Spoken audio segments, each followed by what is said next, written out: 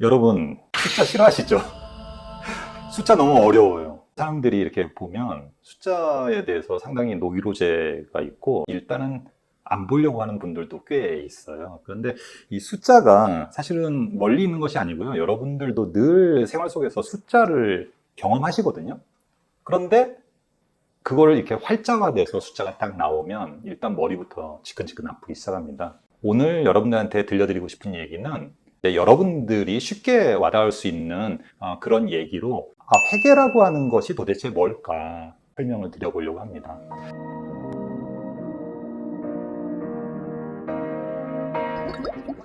회계하면은 이제 뭐 재무제표, 요즘은 재무상태표라고 하거든요. 또 손익계산서 벌써 머리 아픕니다. 저도 뭐 이런 얘기를 하면서 이게 근데 사실은 별로 이게 전문 용어는 아니잖아요.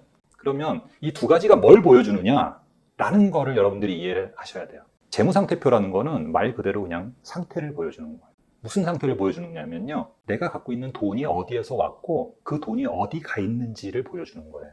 이것도 어렵죠. 무슨 뜻이냐면 여러분들은 돈이 두 가지로 생겨요. 하나는 내 돈이에요. 또 하나는 남의 돈이고요. 내 돈하고 남의 돈 아닌 돈은 없어요. 그렇게 돈이 와요. 여러분들 생각해보세요. 직장 다니시면 여러분들 월급 들어오잖아요. 그리고 여러분들이 그 월급을 가지고 은행에다가 예금을 하면 이자 나오잖아요. 또는 여러분들이 부동산을 갖고 있다면 소득이 나오죠. 이런 것들이 여러분들의 돈을 구성해요. 그럼 남의 돈은 뭐냐면요. 빌리는 거예요. 뭐 쉽게는 여러분들 은행에서 빌리는 돈을 생각할 수도 있지만 그것만 남의 돈이 아니고요. 내가 남한테 줄 돈 안 준 것도 남의 돈이에요. 그러니까 남의 돈하고 내 주머니에 있는 돈은 내 주머니에 돈이 있다라는 것 뿐인 거지 그 돈은 크게 내 돈하고 남의 돈밖에 없어요. 그런데 내 주머니에 있을 땐 돈이지만 이 돈이 내 주머니에 있지 않아도 돈인 경우가 있잖아요. 그러니까 여러분들이 차를 샀다고 생각을 해보면 차는 여러분 거잖아요. 그런데 차는 내가 주머니에는 안 갖고 있지만 내 돈이거든요. 그러니까 차라는 곳이 뭐냐면 내 돈이 가 있는 곳이에요. 그러니까 여러분은 내 돈과 남의 돈을 가지고 주머니에 있는 돈과 차를 갖고 계신 거예요. 이게 상태예요. 그래서 이걸 재무상태표라는 이름으로 내 돈은 자본, 남의 돈은 부채, 내 주머니에 있는 돈과 내 자동차는 자산, 이런 이름으로 부르는 거고요. 그러면 금방 이해하셨죠? 내 돈과 남의 돈의 합은 내 주머니에 있는 돈과 자동차의 합과 똑같을 수밖에 없죠. 내 돈하고 남의 돈 해서 나는 이만큼 돈을 갖고 있는데 그 중에 일부는 주머니에 넣고 일부는 차로 갖고 있는 거예요. 그게 재무상태표라는 겁니다. 그런데 나는 상태만 있는 게 아니라 난 계속 움직이잖아요. 여러분들이 직장 생활을 해서 월급을 받으시면 나는 수익 활동을 한다고요. 그런데 월급을 타도 벌써 회사가 먼저 띄는 것도 있죠. 4대 보험을 떼기도 하고 또 나는 그거를 하면은 월세 내야죠.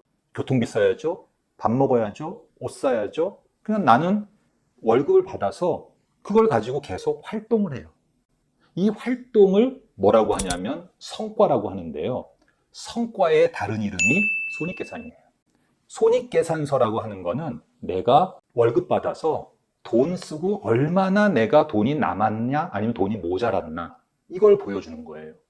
그러니까 내가 올해 2022년도 1월 1일부터 12월 31일까지 뭐 사업하시는 분들은 매출이 발생하겠죠? 공공도 마찬가지예요. 세금을 걷어서 공공에 돈이 들어올 거 아니겠어요? 그럼 그거 가지고 돈을 써요. 이걸 성과라고 해요. 기업에서는 그거를 손익계산이라고 얘기하는 거고 공공에서는 그거를 운영성과라고 얘기하는 것 뿐인 거지 이걸 손익계산이라고 해요. 돈이 남으면 어디로 가는 거죠? 내 주머니로 가는 거예요. 내 돈이 되는 거예요. 그러니까 성과는 내 돈으로 연결이 돼요. 근데 내 돈은 늘 수도 있고 줄 수도 있죠. 왜 늘 수도 있고 줄 수 있냐면 성과를 통해서 돈이 남으면 내 돈이 느는 거고요. 성과를 통해서 돈이 모자라면 기존의 내 돈을 쓸 수밖에 없잖아요. 그러니까 내 돈이 줄기도 해요. 그거를 이익이 났다, 손실이 났다 이렇게 되는 거예요. 내가 돈을 벌어서 돈을 쓰고 돈이 남았죠? 또는 돈이 모자랐어요. 이거를 성과라고 한다고 말씀드렸고, 그 성과는 내 돈으로 연결이 돼요. 그리고 나는 그 돈을 남의 돈과 합쳐서 주머니에 있는 돈과 내 자동차를 구성을 하죠. 그런데 내가 왜 이런 자산을, 왜 돈의 일부는 주머니에 넣고 또 돈의 일부는 자동차를 사느냐? 이게 핵심이에요. 뭐 사업하시는 분들이면 내가 사업용 자산을 갖고 있기도 하죠. 뭐 예금도 있을 수도 있고요. 재고가 있을 수도 있어요. 또 뭐 부동산이 있을 수도 있죠. 기계가 있을 수도 있습니다. 또는 특허권이라고 하는 지적재산권 같은 게 있을 수도 있죠. 왜 그런 걸 여러분들이 갖고 계시냐는 거죠. 개인들은 왜 돈의 일부는 주머니에 넣고 자동차를 살까요? 왜 그러냐면 성과가 잘 나오게 하기 위해서 나는 내 돈과 남의 돈을 그런 식으로 자산을 구성하고 있는 거예요.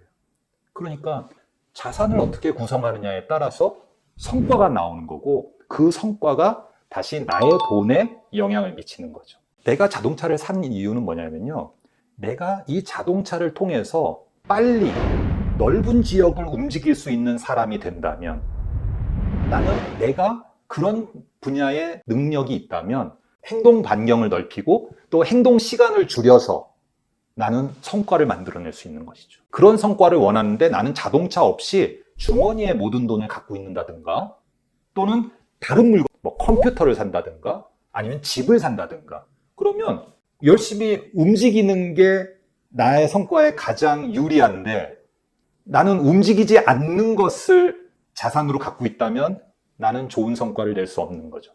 그러면 기업으로 얘기를 해볼까요? 삼성전자가 반도체만 만드는 회사라고 가정을 하고, 반도체를 만드는 회사는 무엇을 갖고 있어야 반도체를 잘 만들까? 왜 A라는 회사보다 B 회사가 훨씬 성과가 좋은 것일까?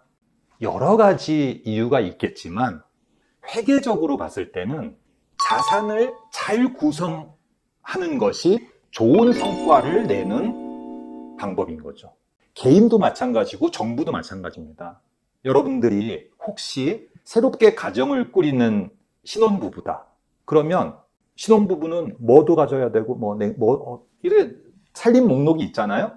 그러면 그 살림 목록을 어떻게 잡는 것이 회계적으로는 현명한 것이냐면, 두 부부가 가장 잘 성과를 낼 수 있는 것이 무엇일까 생각하면서 자산을 구성을 하면 그 부부는 훨씬 더 빠른 시간에 좋은 성과를 내는 부부가 될 수 있죠. 적어도 회계적으로는. 그러니까 성과와 자산은 연결되네요. 이게 회계의 전체예요. 아무것도 아니죠. 그러면 그거를 제가 지금은 되게 단순화해서 얘기를 했지만 그게 복잡해진다고 하더라도 이 원리를 벗어나지 않아요. 그러면 여러분들은 이제부터 재무상태표, 손익계산서 또는 재무상태표 운영성과표를 여러분들은 읽으실 수가 있어요.